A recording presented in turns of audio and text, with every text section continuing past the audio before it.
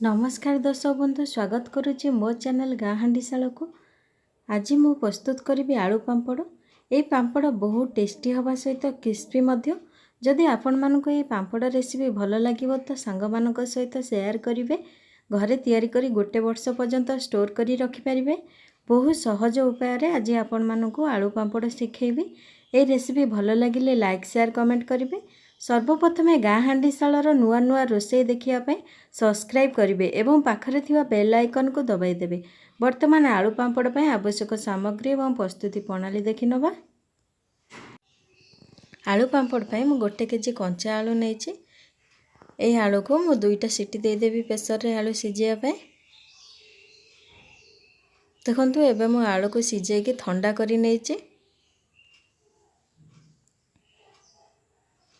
पांपड़ पय एठी धनिया नेछि, गोलमरीच, सुखिला लंका को ये खंड कर नहीं, जीरा 1 चामच, ये सब को मु ददर खंड करनेबी, लूण, रिफाइन तेल, धनिया पत्र अल्प नहीं। देखंतु एबे मु आलू रो चोपा छड़े नउची।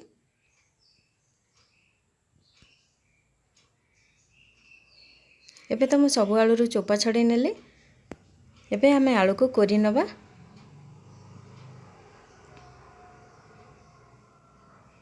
देखंतु एहीपरि भाबे मु सब आलू को कोरी नेली।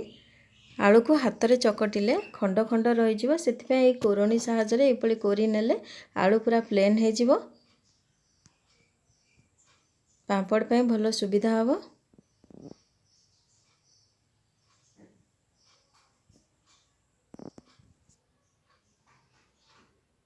देखंतु आलू पूरा प्लेन हे जायछि। देखंतु एबे मो जीरा, धनिया, लंका, गोलमरीच को एबले ददर खंड कर नेछि। एबे आमे आलू सिजारे दे देबा, लूण अल्प दे देबा।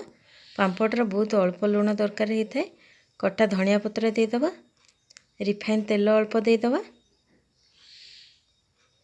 एबे आलू को भलो भाबे चकटी नबा मसला सहित।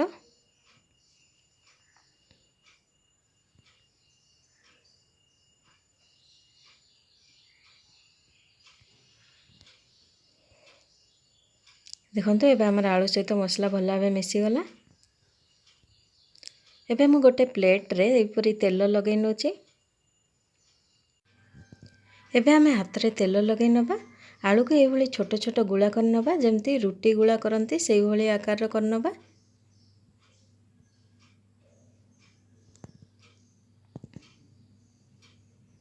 देखंतु एही भली साइज रो करिवे।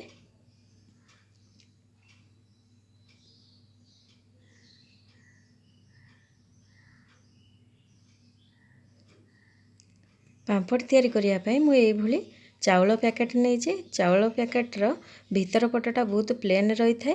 पांपड़ उठिया पय बहुत सहज होता है, से एही भली जरी नहीं। अटा जरी भी करि परिबे। एबे हमें गोटे बेलणा पटारे गोटे पटरे जरी पकई दबा, हेतरे तेल लगे दबा। आ गोटे जरी रे मध्य तेल लगे नबा। एबे हमें आलू गुला को एही भली चापी नबा, ता ऊपर जरी दे दबा। देखंतु एही भली थालिया नेबे जो पट तळ पट पूरा प्लेन थिबो। एबे थालिया को चापी देबे। थाली भी नहीं पारिबे, पछपटे किंतु प्लेन थिबा दरकार, साइज थिबा दरकार। देखंतु केते साइज रे हमर पांपड़ हे गला बहुत सहज रे। एबे हमें जरी को हाथ रे एपट साइड के उल्टै नबा। उल्टै ने के जरी ऊपर थोई के एमते धीरे से बाहर कर नबा। सेही भली भाबे आउ सब पांपड़ कर नबा। देखंतु केते सहज रे हमर पांपड़ हे जाउची।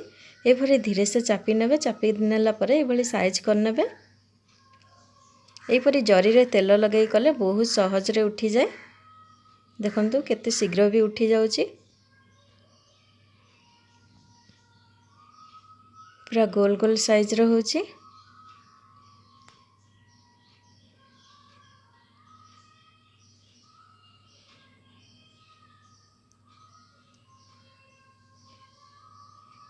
देखंतु एही परी भाबे मु सबतक पांपड़ को करि नउची। पांपड़ तैयारी कला बेले ध्यान देवे जरी को साइज रे पकेया पे। जदि जरी को साइज रे न पकेबे तो पांपड़ साइज रे आसीबोनी। देखंतु एही भली प्लेन करके जरी को पकेबे।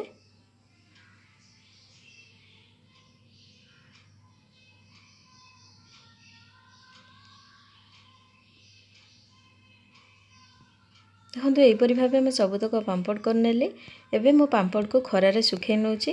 এই ପାମ୍ପଡ଼ ଶୁଖିବା ପାଇଁ 2 ଦିନ ଲାଗିବ। ଗୋଟେ ଦିନରେ ତ ଶୁଖିଯିବ, ପୁଣି ଏପଟ ସାଇଡ଼ ଓଲଟେଇକି ଆଉ ଗୋଟେ ଦିନ ରଖିଦେବେ।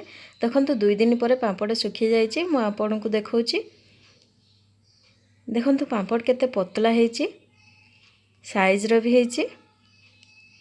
ଏବେ ଆପଣମାନଙ୍କୁ ପାମ୍ପଡ଼ ଛାଣିକି ଦେଖାଉଛି। ସେଥିପାଇଁ କଡ଼େଇରେ ତେଲ ଗରମ କରି ନେଇଛି। এই ପାମ୍ପଡ଼ ଛାଣିଲା ବେଳେ ଧ୍ୟାନ ଦେବେ, ପାମ୍ପଡ଼କୁ ବେଶୀ ସମୟ ଛାଣିବେନି। এই ପାମ୍ପଡ଼ ହେବା ପାଇଁ ବହୁତ କମ୍ ଟାଇମ୍ ଲାଗିଥାଏ। ପାମ୍ପଡ଼କୁ ଖାଲି ତେଲରେ ଏପରିକା ବୁଡ଼େଇବେ, ଉଠେଇବେ, ନହେଲେ ପାମ୍ପଡ଼ ଖାଇବା ପାଇଁ ପିତା ଲାଗିଥାଏ। এই ଆଳୁ ପାମ୍ପଡ଼ ବହୁତ କମ୍ ସମୟରେ ହେଇଯାଇଥାଏ। ଦେଖନ୍ତୁ এই ପାମ୍ପଡ଼କୁ ମୁଁ ଖାଲି ଏପରି ତେଲରେ ବୁଡ଼େଇ ନେଉଛି, ଉଠେଇ ନେଉଛି। এই ପାମ୍ପଡ଼ ସାଙ୍ଗେ ସାଙ୍ଗେ ହେଇଯାଇଥାଏ।